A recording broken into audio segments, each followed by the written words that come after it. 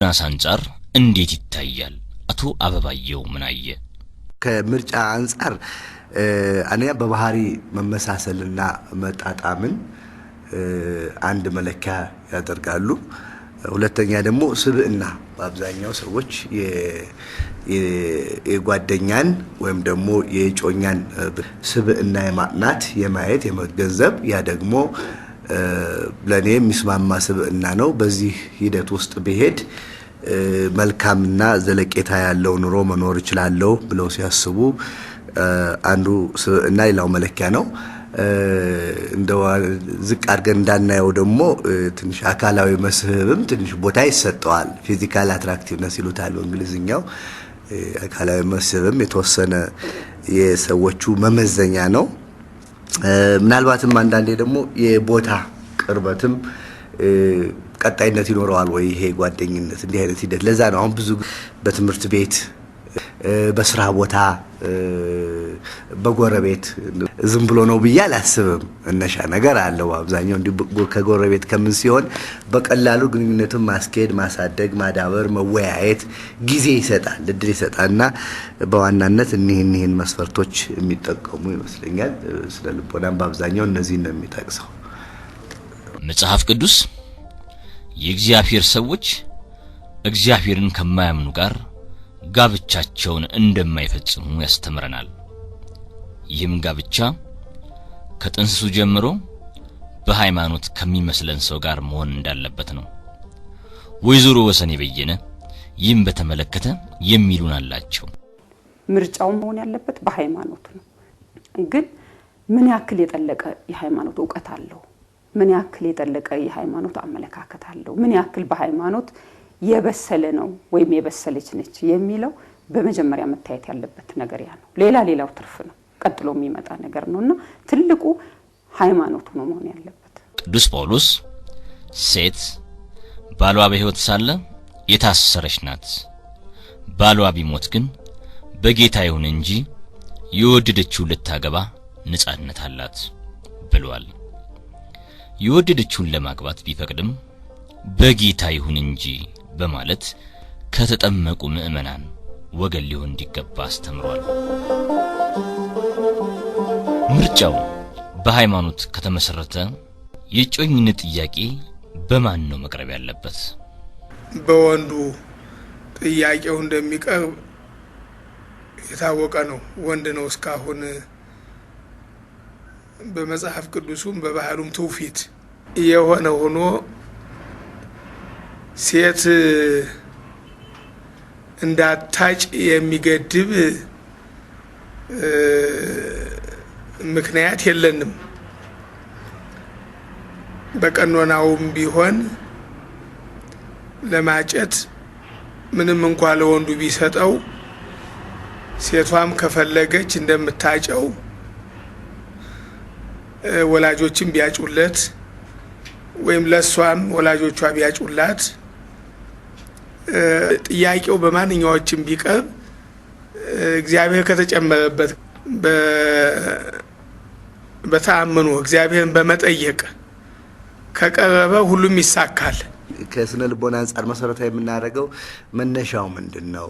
ፍቅሩ ምን አይነት ነው? ይሄ ኮምፓኒኔት ወይም ደግሞ ዘላቂነት ያለው እና ፓሽኔት ወይም ደግሞ ስሜታዊ የሆነ ነገር አለ። ከዛ አንፃር ስሜትን ብቻ መሰረት ያደረገ እንዳይሆን ካልሆነ በስተቀር ሴቷም ይሁን ወንድ ለአቅመ አዳም በሚደርሱበት ጊዜ ፍላጎቱ ይኖራቸዋል። አብሮ በመኖር ሂደት ውስጥ ይሆነኛል ይጠቅመኛል ብሎ ሐሳቡ ከመነጨ የትኛውም አካል ይሄንን ሐሳብ ቢያቀርበው ምንም ችግር የለበትም። እስካልተስማሙ ድረስ ወንድ አጨ ማለት ይጋባሉ ማለት አይደለም፣ ሴት አጨች ማለትና በልምድ በባህል ከስርዓት አንፃር እንደሚና ተለይቷል። ኢትዮጵያ ውስጥ ብቻ አይደለም በመላው ዓለም በአብዛኛዎቹ ባህላት ስናይ ወንዶች ናቸው ይሄንን ጥያቄ የሚያቀርቡት። ብዙዎቹን ባህላት ሲታይ አሁን አንትሮፖሎጂስቶች ብዙ አይነት ባህል ያጠናሉ። ብዙ ጊዜ ሂደቱ እንዴት ነው ወንዶች ሲጠይቁ ነው የሚታየውና ዓለም አቀፋዊ ሂደትም ያለው ነው። የበለጸገም ሀገር ቢሆን ወንዶች ነው የሚጠይቁት። ይሄንን የሥርዓት ለውጥ መሰረታዊ የሥርዓት ለውጥ ማውጣት ማለት ሚና ነው። እንግዲህ ወንዶች ጠያቂ ሴቶች ተጠያቂ የሚል ዓለም አቀፋዊ ሚና ሆኗል ማለት ብንችል ማጋነን አይደለም። እኔ የሚለው ምንድነው ተፋቅረው የሚጋቡ እስከሆነ ድረስ ፍቅሩ የጸናበት የባሰበት መጠየቅ ይችላል ነው ቀድሞ የሚለው የኔ ሐሳብ ያ ነው። ሴት ለወንድ የጮኝነት ጥያቄ ማቅረቧን ከውጤት አንፃር ስጋት የገባቸው ስጋታቸውን እንዲህ ይገልጻሉ። መጽሐፍ ቅዱስ የብዙ አባቶቻችን የቅዱሳን አባቶቻችን የመንፈስ ፍሬ ነው ከሆነ ችግሮች ቢኖሩ ነው በወንዱ በኩል ነገሩን ያንከባለለ የመጣው። የሀገራችን ስርዓትም ባህልም ትውፊትም ይሄን ተከትሏል። እህቶቻችን እናቶቻችን ተጠያቂ አባቶቻችንና ወንድሞቻችን ጠያቂ እንዲሆኑ መጽሐፍ ቅዱስን ወደ ትውፊትና ወደ ስርዓት አድርሶታል፣ ወደ ባህል አግብቶታል። ለምን ይሄን በጥያቄነት ተወውና አሁን ሴቶቻችን ይጠይቁ እንስማማለን። ውጤቱ ግን ምን ይሆናል?